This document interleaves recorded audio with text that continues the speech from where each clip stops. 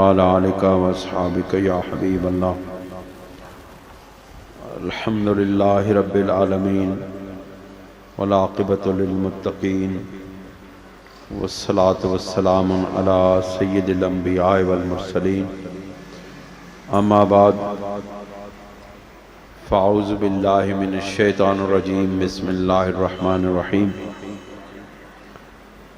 قال الله تبارك وتعالى في شان حبيبه مخبرا وعامرا إن الله وملائكته يصلون على النبي يا أيها الذين آمنوا صلوا عليه وسلموا تسليما. الصلاة والسلام عليك يا رسول الله وعلى آلك واصحابك يا حبيب الله. حضرات گرامی، گزشتہ جمعہ سورہ اعراف کی آیت نمبر 57 تک بیان ہوا تھا، اور وقت کی کمی کی وجہ سے اس رکوع کی ایک آیہ مبارکہ رہ گئی تھی. آج اس کو ساتھ ملا کے آگے چلیں گے. اللہ کریم ارشاد فرماتے ہیں، وہ سارے معاملات کو بیان کرنے کے بعد کہ اللہ تعالیٰ کس طرح آسمان سے بادلوں کو آسمان پر اکٹھا کرتا ہے اور پھر ٹھنڈی ہوائیں چلتی ہیں اور پھر بارش برستی ہے، تو جو زمین ہوتی ہے وہ سیراب ہو جاتی ہے، اور اسی طرح پھر بروز حشر جب اللہ تعالیٰ کا حکم ہوگا تو ایک بارش برسے گی. حدیث پاک کی روشنی میں بیان کیا تھا، اور وہ بارش اس انداز کی ہوگی کہ انسانی جسم جس طرح گھاس اگتی ہے اس طرح آہستہ آہستہ بڑھنا شروع ہو جائیں گے، اگنا شروع ہو جائیں گے، اور پھر جس وقت ان کی روح کو ان جسموں کے ساتھ ملا دیا جائے گا تو وہ انسان زندہ ہو کے کھڑے ہو جائیں گے. اب اللہ تعالیٰ اس بارش کی ایک مثال اور بیان کرتے ہوئے ارشاد فرماتے ہیں کہ وَالْبَلَدُ الطَّيِّبُ يَخْرُجُ نَبَاتُهُ بِإِذْنِ رَبِّهِ، اور جو پاک زمین ہوتی ہے اللہ کریم کے حکم سے، رب کے حکم سے، اس کے رب کے حکم سے اس سے زرخیز زمین سے اس کی پیداوار نکلتی ہے، یعنی اس میں سے گھاس اگتی ہے، فصلیں اگتی ہیں، اور انواع و اقسام کے پھل اور دیگر اجناس اس زمین سے پیدا ہوتی ہیں. اللہ تعالیٰ نے اس مثال کو بیان کر کے ہماری توجہ ایک اور طرف بھی دلائی ہے، اور وہ یہ ہے کہ جس طرح پاک زمین پر اللہ رب العزت کی بارش برستی ہے اور اس میں سے پھر انواع و اقسام کے پھل اور غلے اگتے ہیں اور خوبصورت لہلہاتی فصلیں تیار ہوتی ہیں، اسی طرح پاک زمینوں پر جس طرح بارش برسنے کے بعد لہلہاتی فصلیں اگتی ہیں، اسی طرح پاک قلوب پر انوارات الہی کی بارش کا جب نزول ہوتا ہے تو اس میں سے اللہ رب العزت کے ذکر کی فصلیں اگتی ہیں، اللہ کی یاد کی فصلیں اگتی ہیں.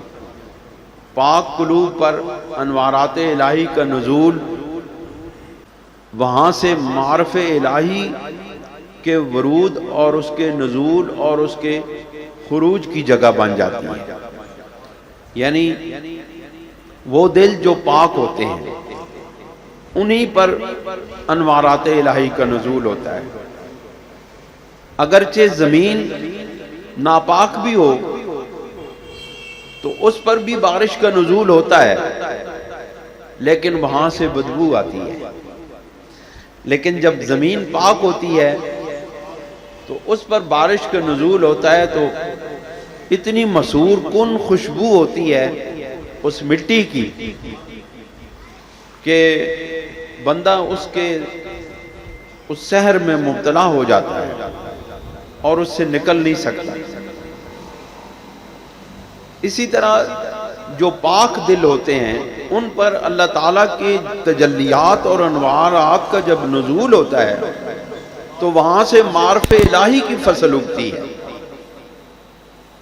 اب آپ سوچیں گے اور پوچھنا چاہیں گے کہ وہ پاک دل کون سے ہوتے ہیں؟ پاک دل یہاں قلوب کی بات ہے، اجسام کی بات نہیں۔ یعنی جس طرح زمین پاک ہوتی ہے اس طرح قلوب بھی پاک ہوتے ہیں۔ ان کی پاکیزگی کا، ان کی پاکی کا معیار کیا ہے، یہ در حقیقت سوچنے والی بات ہے۔ وہ میں آپ کو بتاتا ہوں کہ پاک دل کون سے ہوتے ہیں۔ پاک دل وہ ہوتے ہیں جو پاک عقیدہ رکھتے ہیں۔ ایک بات، پاک عقیدہ رکھنے والے قلوب پاک ہوتے ہیں۔ دوسری بات، ذکر الہی کرنے والے قلوب پاک ہوتے ہیں۔ ذکر الہی جب تک جاری رہتا ہے ان قلوب کی پاکیزگی میں اضافہ ہوتا چلا جاتا ہے۔ اور یاد رکھیں جس طرح بارش برستی ہے تو ان زمینوں سے ناپاکیوں کو دور کر دیتی ہے، یہ بھی ہوتا ہے نا، صرف فصلوں کے لیے نہیں ہوتی بلکہ کتنی آپ دیکھتے ہیں بارش ہوتی ہے کتنے روڈ پاک ہو جاتے ہیں، کتنے راستے صاف ہو جاتے ہیں، پانی بہتا ہے دریاؤں میں، ندی نالوں میں چلا جاتا ہے، لیکن اپنے ساتھ وہ کتنی کثافتیں بھی بہا کے لے جاتا ہے۔ آپ نے کبھی ندی نالوں میں طغیانی کو دیکھا ہو تو آپ کو معلوم ہوگا یا کبھی آپ دیکھیں تو آپ کو معلوم ہوگا کہ جس وقت تیز بارش برستی ہے، ساون بھادوں کی بارشیں ہوتی ہیں تو ندی نالوں میں، دریاؤں میں طغیانی آتی ہے، تو آپ نے دیکھا ہوگا کہ اس کے ساتھ یہ جو راستوں میں پڑے ہوئے آلائشیں ہوتی ہیں، یہ جو کخ پڑے ہوتے ہیں، یہ جو روڑا کوڑا پڑا ہوتا ہے، وہ سارا بہہ کے ان ندی نالوں میں چلا جاتا ہے۔ اور آپ ان ندی نالوں کو اگر ملاحظہ کریں تو آپ کو معلوم ہوگا کہ ان کے اس پانی کے بہاؤ کے اندر کتنی غیر ضروری چیزیں اللہ تعالیٰ نے صاف کر کے اس پانی کے اندر بہا دی ہوتی ہے۔ دوستو اسی طرح جس وقت بندوں کے قلوب پر اللہ تعالیٰ کے انوارات کا نزول ہوتا ہے تو پھر اس طرح اس انوارات اور تجلیات کے سیلاب میں وہ جو اس زمین پر پڑی ہوئی، قلب کی زمین پر پڑی ہوئی گندگیاں اور پلیدگیاں اور روڑا کوڑا پڑا ہوتا ہے، وہ سارا کا سارا اللہ تعالیٰ بہا کے لے جاتا ہے اور بندے کو پتہ ہی نہیں چلتا کہ اس کی وہ زمین پاک اور صاف ہو چکی ہے۔ اللہ تعالیٰ اس لیے فرماتے ہیں کہ پاک قلوب، پاک زمینیں پر جس وقت بارش ہوتی ہے تو اس میں سے یخرج نباتہ، تو اس میں سے خوبصورت لہلہاتی فصلیں اگتی ہیں، والذی خبث لا یخرج الا نقدا، اور جو خراب زمین ہوتی ہے، بیکار زمین ہوتی ہے، شور زمین ہوتی ہے، اور جو زمین آلودہ ہوتی ہے کس چیز سے؟ کلر سے، کلر شور زمین پر جب بارش برستی ہے تو کیا ہوتا ہے؟ اس سے کچھ بھی نہیں نکلتا مگر بڑی گھٹیا اور قلیل چیزیں، قلیل گھاس، ایسی گھاس اگتی ہے جو جانور بھی نہیں کھاتے۔ بارش تو اس پہ بھی برسی پاک زمین پہ، اس سے فصل ہوگی، بارش تو شور کلر زمین پر بھی ہوگی برسی، لیکن اس میں سے گھاس بھی ہوگی تو ایسی ہوگی جس کو کوئی جانور بھی نہ کھائے۔ اسی طرح جس وقت پلید قلوب، جن کے عقیدے برے ہوتے ہیں، جن قلوب کے اندر رسول اللہ کی محبت نہیں ہوتی، جن قلوب کے اندر عشق مصطفیٰ نہیں ہوتا، جس وقت ان کے اوپر بھی انوارات و تجلیات الہیہ کا اگرچہ نزول ہوتا ہے، لیکن وہاں سے کیا فضل اگتی ہے؟ وہاں سے بدعقیدیوں میں اضافے کی فضل اگتی ہے، برائیوں میں اضافے کی فضل اگتی ہے، تکلیفوں اور مصیبتوں کو، انسانیت کو تکلیفوں اور مصیبتوں میں مبتلا کرنے کی فضل اگتی ہے۔ اللہ کریم فرماتے ہیں کذالک نصرف الآیات لقوم یشکرون، اس طرح ہم مختلف طریقوں سے اپنی آیتوں کو پھیر پھیر کے بیان کرتے ہیں، مختلف انداز میں بیان کرتے ہیں، مختلف طریقوں سے بیان کرتے ہیں، مختلف الفاظ کے ساتھ بیان کرتے ہیں، مختلف مثالوں کے ساتھ ہم اپنی آیتوں کو بیان کرتے ہیں۔ کس وجہ سے؟ اس قوم کے لیے لقوم یشکرون، وہ قوم جو شکر گزار ہوتی ہے، جو شکر کرنے والی ہوتی ہے، جو اللہ تعالیٰ کے انعامات پر شکر ادا کر کے اپنے انعامات میں اضافہ کرتی ہے۔ یاد رکھیں اللہ تعالیٰ کا شکر اس بات کا ہے، اللہ تعالیٰ کا شکر کیا ہے کہ جو انعام آپ کو ملے اس پر شکر کریں، جو آپ کو انعامات الہیہ ملتے ہیں ان پر شکر کریں کہ یا اللہ تو نے مجھے نہ دیکھا، تو نے میرے اعمال کو نہ دیکھا، تو نے میرے افعال کو نہ دیکھا، تو نے میرے کردار کو نہ دیکھا، تو نے میری زبان سے نکلے ہوئی الفاظ کو نہ دیکھا، تو نے میرے دل میں پیدا ہونے والے خیالات کو نہ دیکھا، بلکہ تو نے اپنی جو رحمتیں کر کے مجھے اپنے قریب کیا ہے، مجھے اپنی معرفت عطا کی ہے، مجھے اپنی پہچان عطا کی ہے۔ یا اللہ میں اس پر تیرا شکر ادا کرتا ہوں کہ میں اس قابل تو نہ تھا کہ تو مجھے اپنے انعامات سے نوازتا، لیکن تیرا لاکھ لاکھ شکر یہ ہے کہ میرے ناقابل ہونے کے باوجود تو نے مجھے اس قابل سمجھا، تو نے مجھے اس قابل جانا کہ میں تیرے انعامات کے قابل ٹھہرا، تیرے انعامات کے قابل بن گیا ہوں۔ یہ بھی تیرا شکر ہے۔ شکر ادا کرنے کا یہ انداز ہے، شکر ادا کرنے کا یہ طریقہ ہے کہ شکر اس بات پہ ادا کرو کہ اے اللہ تو نے مجھے عطا کیا حالانکہ میں اس قابل نہ تھا، تو نے مجھے وہ انعامات عطا کیے جو مجھے ملنے والے نہ تھے، لیکن یا اللہ تو نے مجھے اس قابل بنا دیا ہے، تو نے مجھے اس قابل جانا ہے، تو میں اس قابل ہو گیا ہوں کہ میں تیری معرفت حاصل کرنے کے قابل ہو گیا ہوں، تیرے انوارات کو اپنے قلوب اور لطائف میں جمع کرنے کے اور ان کو جذب کرنے کے قابل ہو گیا ہوں۔ کہ یہ کبھی نہ سمجھو کہ اللہ تعالیٰ کا نور، اللہ کے انوارات اور تجلیات جو آپ کو مل رہے ہیں، یہ کبھی نہ سمجھو کہ وہ انعامات آپ کو نہیں مل رہے۔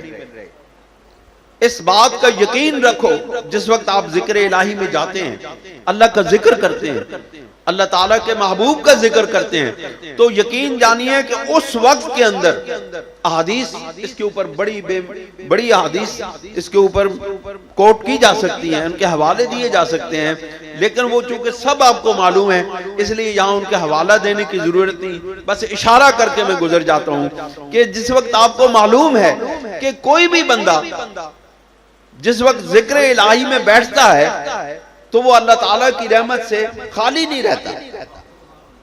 وہ فرشتوں نے کہا تھا نا کہ یا اللہ وہاں تو ایک نکمہ، بے کردار، بد اعمال، اور وہ تو اس ارادے سے بھی نہیں آیا تھا، اس محفل میں آ کے بیٹھ گیا تھا۔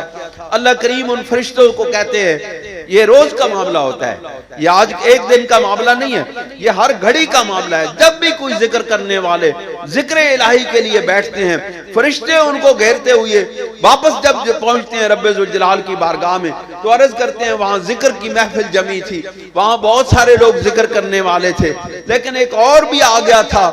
اللہ کریم فرماتے ہیں میں نے ان کی بخشش فرما دی۔ وہ فرماتے ہیں یا اللہ وہاں تو ایسے لوگ بھی آ کے بیٹھ گئے تھے جن کا اس ذکر کی محفل سے تعلق نہ تھا، وہ تو بیکار لوگ تھے، وہ تو اس ارادے کے ساتھ بھی نہیں آئے تھے، وہ تو تجھے یاد کرنے کرنے کے ارادے سے نہیں آئے تھے. اللہ کریم ان کو ایک ہی جواب دیتے ہیں, لا یشکا جلیسہم, یہ میرے پاک بندوں کے پاس آ کے بیٹھے تھے, اور وہ پاک بندے میرے وہ ہیں جن کو میں کبھی مایوس نہیں کرتا. میرے پاک وہ بندے ہیں جن کو کبھی میں محروم نہیں کرتا.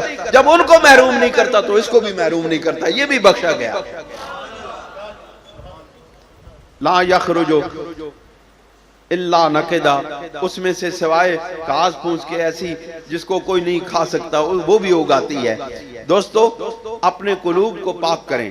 اپنے قلوب کو بے شک ایک گھڑی کے لیے صحیح, ایک منٹ کے لیے صحیح, چند لمحات کے لیے صحیح, اپنے آپ کو ذکر الہی میں آپ محو کریں گے, اور ان لمحات میں ہی اللہ تعالیٰ آپ کو ایسے انوارات اور تجلیات عطا فرماتے ہیں جن کا بندے کو بروز حشر پتہ چلے گا. یہ دنیا یاد رکھو یہ غیب کی دنیا ہے, یہ غیب کی دنیا ہے, یہ مشہود کی دنیا, یہ شہادت کی دنیا نہیں ہے, یہ مشہود کی دنیا نہیں ہے, یہ مشہود کی دنیا بالکل بھی نہیں ہے. بالخصوص ہم جیسے لوگوں کے لیے, ہم نے غیب پر ایمان لایا ہے اور غیب کے سارے معاملے کرنے ہیں.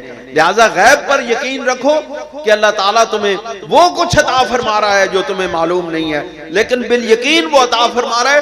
جس وقت یہ عالم شہادت میں یہ معاملات جب کھلیں گے, جب بروز حشر یہ معاملات کھلیں گے, تو پھر آپ کو معلوم ہوگا کہ آپ اللہ تعالیٰ کے دنیا کے اندر کتنے کتنے انعامات سے مستفیض ہوتے رہیں گے. تو بندہ سمجھدار بندہ وہی ہوتا ہے نا جو سب کچھ کھولنے کے بجائے بچا کے رکھے. کیوں جی؟ سب کچھ خرچ کرنے کے بجائے سمجھدار دنیا کے اندر وہی کہلاتا ہے جو سب کچھ خرچ کر دینے کے بجائے کچھ بچا کے رکھے. اللہ تعالیٰ آپ کو سب کچھ بچا کے رکھنے کی نوید سناتا ہے. یہ جو غیب کا علم ہے, یہ جو غیب ہے, یہ جو عالم غیب ہے, یہ آپ کی جمع پونجی ہے, یہ جو آپ کو قیامت کے دن ملنے والی ہے. اس سے آپ گھبرائیں نہیں کہ آپ کو معلوم کچھ نہیں ہوتا, یہ آپ کو اس دن معلوم ہوگا تو پھر آپ کو حسرت ہوگی کہ کاش ہمیں دنیا کے اندر جو کچھ معلوم ہوا یہ بھی معلوم نہ ہوتا. اللہ کریم پھر ارشاد فرماتے ہیں, لقد ارسلنا نوحا الى قومه فقال یا قوم اعبدوا اللہ ما لکم من الہ غیرہ, بے شک ہم نے بھیجا نوح علیہ السلام کو ایک ان کی قوم کی طرف, تو انہوں نے اپنی قوم سے کہا اعبدوا اللہ, اپنے رب کی عبادت کرو, اپنے رب کی بندگی کرو, اپنی رب کی بارگاہ میں جھک جاؤ اور اس ایک پروردگار کی بارگاہ میں جھک جاؤ. ما لکم من الہ غیرہ, تمہارے لیے اس کے سوا کوئی معبود نہیں ہے, بس اس رب ذوالجلال کی بارگاہ میں اپنی نیاز پیش کرو, اپنی عاجزی پیش کرو, اپنی انکساری پیش کرو, اپنی عبادت اس کی بارگاہ میں لے کے جاؤ اور اپنے آپ کو اس کی بارگاہ میں جھکا دو, کیونکہ اس کے علاوہ کوئی معبود نہیں ہے. انی اخاف علیکم عذاب یوم عظیم, اور اگر تم نے اس عبادت کو اپنے رب کو وحدہ لا شریک مان کر اس کی عبادت نہ کی تو کیا ہے, انی اخاف علیکم عذاب یوم عظیم, بے شک میں تم پر ایک دن بڑے عذاب سے ڈرتا ہوں. مجھے خوف ہے کہ اگر آپ لوگوں نے یہ طریقہ اختیار نہ کیا اور یہ بندگی والا راستہ نہ اپنایا تو تم بڑے عذاب کے شکار ہو جاؤ گے, اللہ تعالیٰ تمہیں عذاب دے گا. آپ دیکھیں ذرا سوچنے کی بات ہے, حضرت نوح علیہ السلام نے اپنی قوم سے بہت بڑے بڑے نیک اعمال کی ڈیمانڈ نہیں کی, بہت بڑی بڑی نیکیوں کی ڈیمانڈ نہیں کی, صرف یہ کہا کہ اپنے رب کی بارگاہ میں جھک جاؤ. لیکن دوستو دیکھو یہ اتنا بڑا کام نہ تھا جو نبی کی اتنی ڈیمانڈ بھی پوری نہ کر سکے. وہ بندہ کیا ہے؟ حضرت نوح علیہ السلام نے ان سے مال نہیں مانگا تھا, حضرت نوح علیہ السلام نے ان سے کوئی بہت بڑے بڑے نیکیوں کے پہاڑ نہیں مانگے تھے, صرف اتنا کہا تھا کہ اپنے رب کی بارگاہ میں جھک جاؤ. حضرت نوح علیہ السلام نے اپنی بارگاہ میں بھی جھکانے کی بات نہیں کی تھی. انہوں نے یہ نہیں کہا تھا کہ تم میری بارگاہ میں جھک جاؤ, میرا ادب کرو, میرے ساتھ تم اس طرح کا برتاؤ کرو, مجھے آسائشیں اور آسانیاں مہیا کرو. انہوں نے کوئی نہیں مطالبہ کیا, انہوں نے صرف ایک مطالبہ کیا کہ اپنے رب کی بارگاہ میں جھک جاؤ, ایک اس پروردگار کی عبادت کرو. اور اس وقت کی عبادت بھی کیا تھی؟ شاید جس طرح کتابوں میں لکھا ہے کہ کسی نبی کی امت پر صرف پورے 24 گھنٹے میں 2 رکعتیں فرض تھی، لیکن کیا تھا؟ ان لوگوں کا اس عقیدہ توحید پر آنا یہ مشکل تھا. وہ کیا کہتے ہیں، خوگر محسوس تھے، محسوسات کی عبادت کرنے کے عادی ہو چکے تھے. انہوں نے رب تعالیٰ کا جو تصور قائم کیا تھا، ان کو جو انبیاء علیہ السلام نے حضرت آدم علیہ السلام اور حضرت نوح علیہ السلام کے درمیان کچھ چند 10-15 پشتوں کا واسطہ ہے، اس دوران میں ان کو جو توحید حضرت آدم علیہ السلام سکھا کے گئے تھے، توحید کا سبق دے کے گئے تھے، ان کے خیال میں اللہ تعالیٰ کا ایک تصور تھا.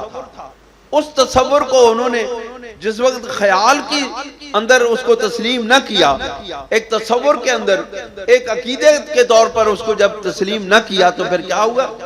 پھر یہ ہوا کہ انہوں نے اس خیال کو مجسم صورت دینے کے لیے بت بنا لیے تھے. ان بتوں کے آگے جھکتے تھے، ان بتوں کی عبادت کیا کرتے تھے. اللہ کریم نے ان بتوں سے ان کو جان چھڑانے کے لیے ایک مرتبہ پھر حضرت نوح علیہ السلام کو نبی بنا کے نبوت عطا فرما کے بھیجا تھا کہ جا کے ان کو کہو کہ میری صرف میں عبادت کے لائق ہوں، صرف اللہ رب العزت عبادت کے لائق ہے، ان کی بارگاہ میں جھکو. قال الملأ من قومه انا لنراک فی ضلال مبین.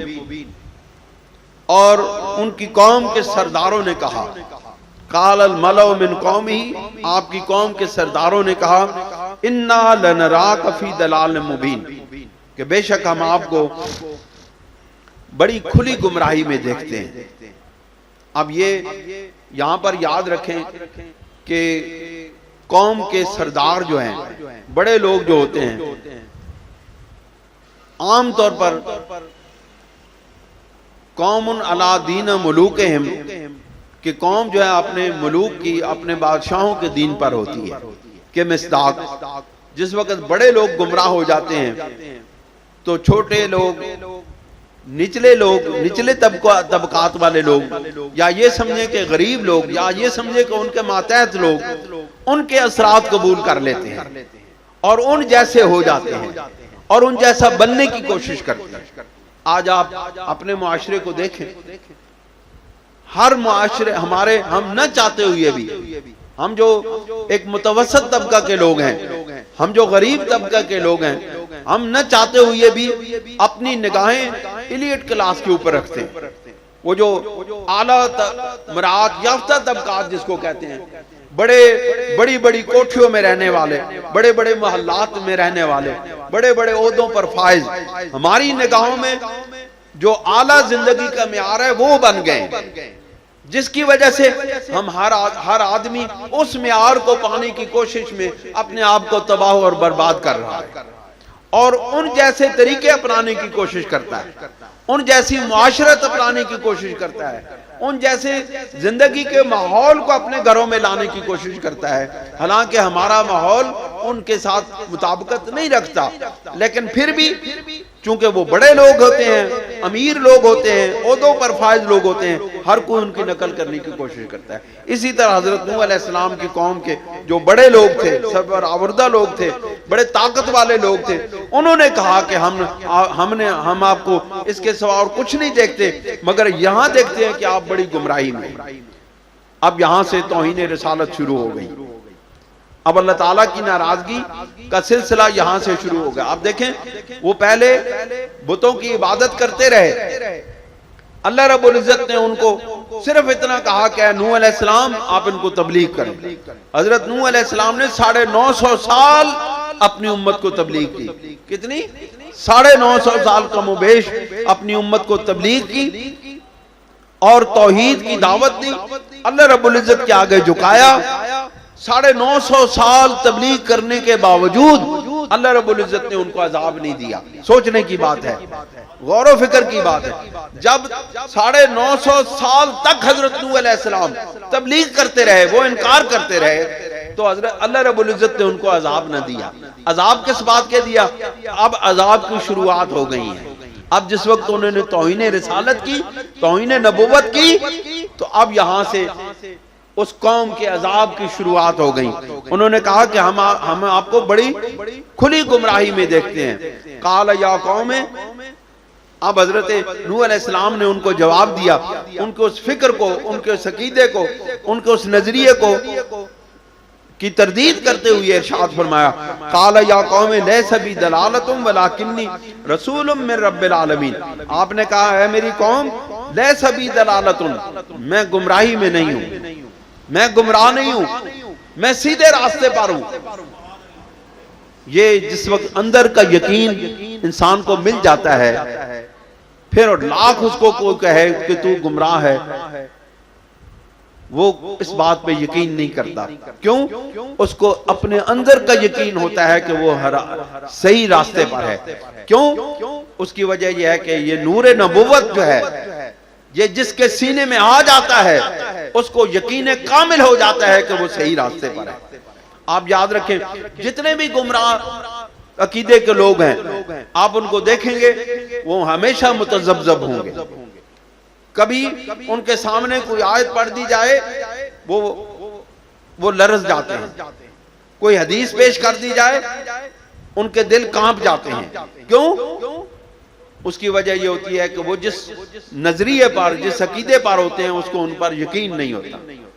لیکن جو لوگ کامل یقین والے ہوتے ہیں، ان کو چونکہ پہلے ہی اللہ تعالیٰ کی آیات اور اللہ رب العزت کے محبوب صلی اللہ علیہ وسلم کی حدیثوں سے پورے استدلال کے ساتھ انہوں نے یقین کامل حاصل کیا ہوتا ہے، اب کوئی دلیل بھی، کوئی دنیا کی دلیل بھی ان کو اس راستے سے بھٹکا نہیں سکتی، کیونکہ ان کو اپنے اندر کامل یقین حاصل ہو چکا ہوتا ہے کہ وہ حق پر ہیں.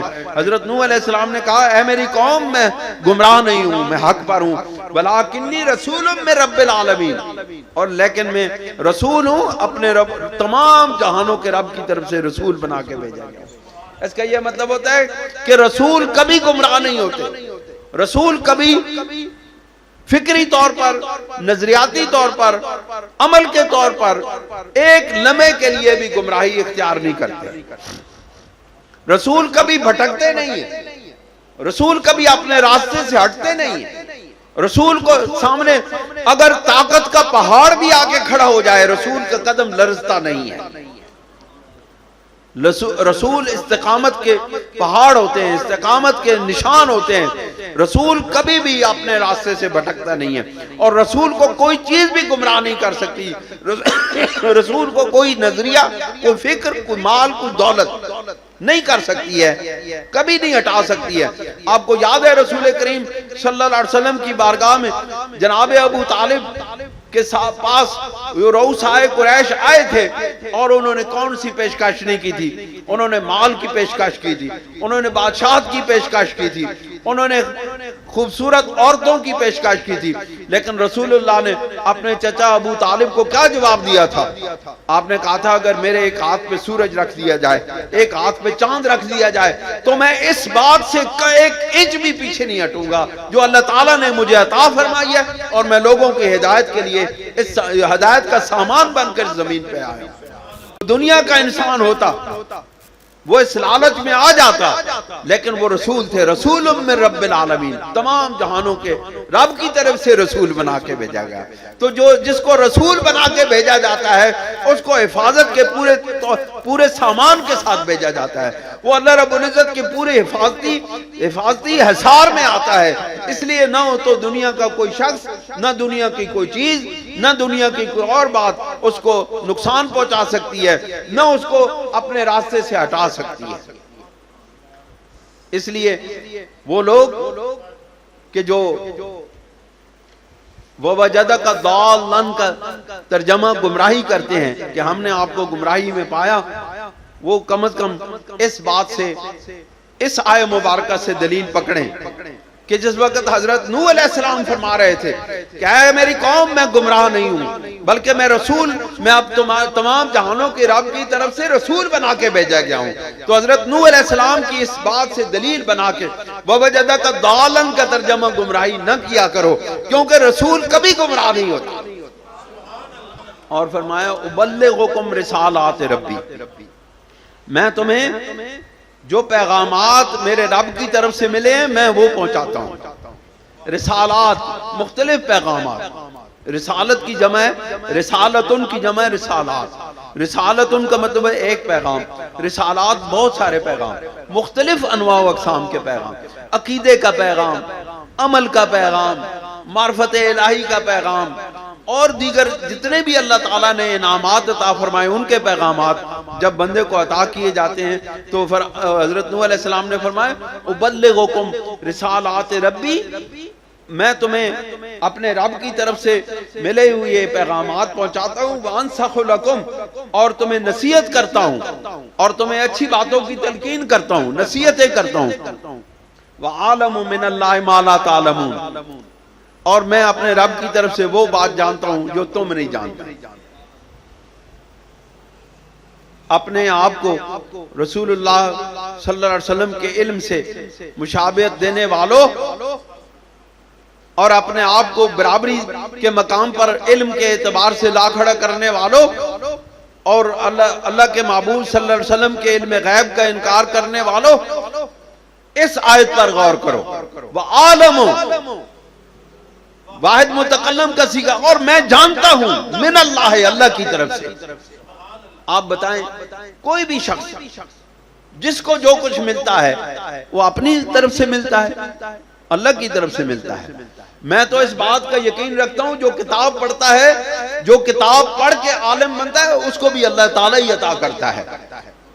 کیوں کہ اللہ تعالیٰ اگر اس کو کتاب پڑھنے کا طریقہ اور سلیقہ اور اس کو سمجھنے اور اس کا فہم حاصل کرنے کی توفیق عطا نہ فرماتا تو وہ 1000 کتابیں پڑھ کے بھی جاہل رہتا ہے۔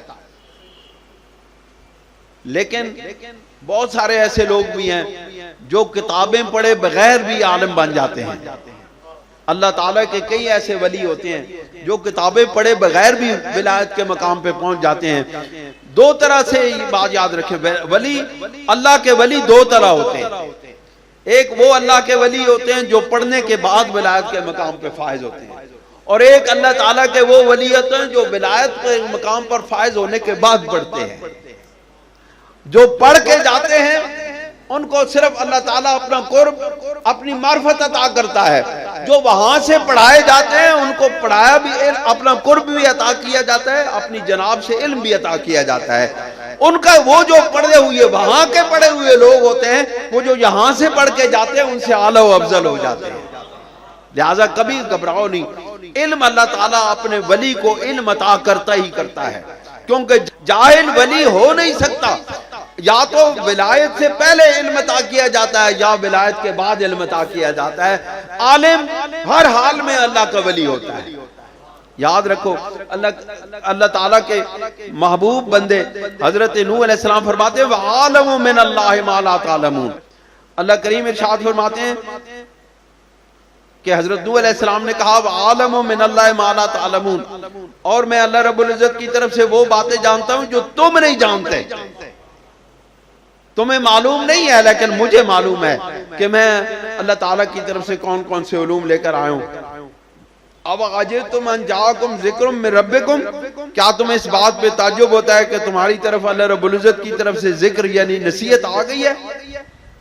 علی رجل منکم، اور وہ نصیحت بھی تم میں سے تم میں موجود ایک شخص کو ملی ہے، یعنی نوح علیہ السلام کو جو تمہارے ہی اندر موجود تھے۔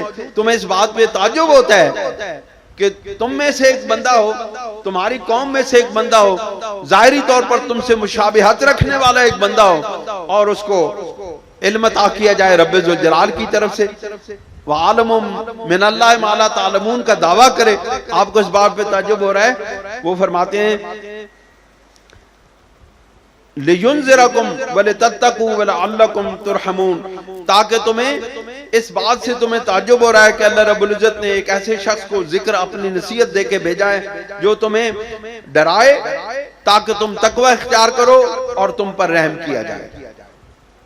یہاں پہ دو چیزیں ہیں، وَلِتَتَّقُوا وَلَعَلَّكُمْ تُرْحَمُونَ، اور تاکہ تم تقوی اختیار کرو اور تم پر رحم کیا جائے۔ یاد رکھیں تقوی موجب رحمت نہیں ہے، تقوی اختیار کرنے سے رحمت واجب نہیں ہوتی، تقوی اختیار کرنے سے، اللہ رب العزت سے خوف کے، اللہ تعالیٰ سے ڈرنے سے، نیک اعمال کرنے سے، نیکیوں کے اندر آگے بڑھ جانے سے رحمت واجب نہیں ہوتی، رحمت اللہ تعالیٰ کے فضل سے واجب ہوتی ہے۔ رحمت کا وجود کسی کے تقوی پر منحصر نہیں ہے کہ بہت متقی ہے، بہت پرہیزگار ہے تو اس کے اس تقوی اور پرہیزگاری کے حساب سے اس کو یہاں دنیا کے اندر رحمتیں عطا فرما دی جائے، نہیں، بلکہ تقوی پرہیزگاری یہ بذات خود ایک اور بڑا مقام اور مرتبے کی بات ہے، لیکن رحمت اس سے الگ بات ہے۔ رحمت اللہ تعالیٰ اپنے فضل سے عطا کرتا ہے، وہ کسی کو دیکھے بغیر عطا فرماتا ہے، وہ کسی کے اعمال کو دیکھے بغیر اپنی رحمت عطا فرماتا ہے، وہ چہرے کو دیکھے بغیر اپنی رحمت عطا فرماتا ہے۔ ہاں، صرف اس کو رحمت عطا فرمائی جاتی ہیں جس کے دل میں اللہ اور اس کے رسول کی محبت ہوتی ہے، اس کو اللہ تعالیٰ اپنی رحمتوں سے نوازتے ہیں۔ فَكَذَّبُوهُ، یہ ساری گفتگو کرنے کے بعد فَكَذَّبُوهُ، انہوں نے حضرت نوح علیہ السلام کی تکذیب کی۔ اب یہاں توہین رسالت اور توہین نبوت اپنے انتہا کو پہنچ چکی تھی۔ پہلے انہوں نے الزام لگایا آپ گمراہ ہیں، پھر انہوں نے آپ کی بات کو نہ مانا، پھر انہوں نے آپ کے فعل نبوت پر تعجب کیا، اس کو بھی رہنے دیا گیا۔ فَكَذَّبُوهُ، پھر انہوں نے اس کی تکذیب کی، اس کو جھٹلایا، نعوذ باللہ من ذالک، نبی کو جھوٹا قرار دیا، تو پھر اب کیا ہوا؟ فَانْجَيْنَاهُ، پھر ہم نے اس کو تو نجات دے دی، یعنی نوح علیہ السلام کو نجات دے دی، وَالَّذِينَ مَعَهُ فِي الْفُلْكِ، اور جو کشتی میں اس کے ساتھ سوار ہو گئے تھے ان کو بھی نجات دے دی۔ نوح علیہ السلام کو نجات دی اور جو اس کشتی میں سوار ہو گئے تھے اس کو بھی نجات دی۔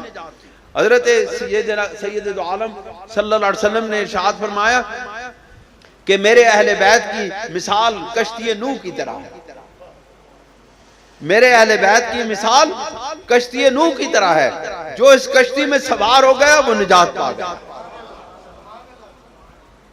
آپ نے فرمایا میرے اہل بیت کی مثال کشتی نوح کی طرح ہے، جو اس میں سوار ہو گیا وہ نجات پا گیا۔ اب کشتی نوح میں سوار ہونے والوں کے اعمال نہیں دیکھے گئے، ان کے عقیدے دیکھے گئے، انہوں نے نبی کا ساتھ دیا، انہوں نے اللہ رب العزت کی توحید کو مانا، نبی کی رسالت کو مانا اور اس کی معیت میں آ گئے۔ نبی کی معیت میں آ جانا نجات پا جانا ہے۔ اب نبی کی معیت میں کیا آنا؟ نبی کی معیت میں یہ آنا ہے، جس طرح حدیث میں نے بیان کی کہ نبی کی آل کے ساتھ، نبی کے ولیوں کے ساتھ، نبی کے دوستوں کے ساتھ جڑ جانا، یہ نجات پا جانے کا ذریعہ بن جاتا ہے، کیونکہ معاہو کی تفسیر اس میں آ جاتی ہے، والذین معاہو فی الفلک، اور جو اس کشتی میں ان کے ساتھ سوار، ان کے معیت میں تھے، ان کے ساتھ تھے، ان کو بھی اللہ تعالیٰ نے نجات عطا فرما دی۔ وَأَغْرَقْنَا الَّذِينَ كَذَّبُوا بِآيَاتِنَا، اور جن لوگوں نے ہماری آیتوں کی تکذیب کی، ان کو جھٹلایا، ان کو کیا، انہم کانوا قوما نمین، بے شک وہ لوگ دل کے اندھے تھے، وہ دل کے اندھے تھے، اور ان کو اللہ رب العزت نے پھر اغرقنا، اور ہم نے ان کو غرق کر دیا، ہم نے ان کو پانی کے اندر غرق کر دیا۔ کون لوگ؟ الذین کذبوا، جن لوگوں نے جھٹلایا بآیاتنا، ہماری نشانیوں کو، ہمارے نبی کو، ہمارے نبی کی طرف سے عطا کی گئی ان نشانیوں کو جھٹلایا۔ انہم کانوا قوما نمین، بے شک وہ دل کے اندھے لوگ تھے، انہوں نے نبی کی قدر نہ پہچانی، انہوں نے نبی کی شان کو نہ دیکھا، انہوں نے دل کے اندھے ہونے کی وجہ سے وہ مقام نبوت کو نہ پہچان سکے، تو کیا ہوا؟ اللہ رب العزت نے ان کو غرق کر دیا، اور جو نبی کے ساتھ ہو گئے تھے، جو اس کشتی میں سوار ہو گئے تھے، اللہ رب العزت نے ان کو نجات عطا فرما دی۔ اللہ تعالیٰ ہمیں نیک عمل کرنے کی توفیق عطا فرمائے۔ وآخر دعوانا ان الحمدللہ رب العالمین۔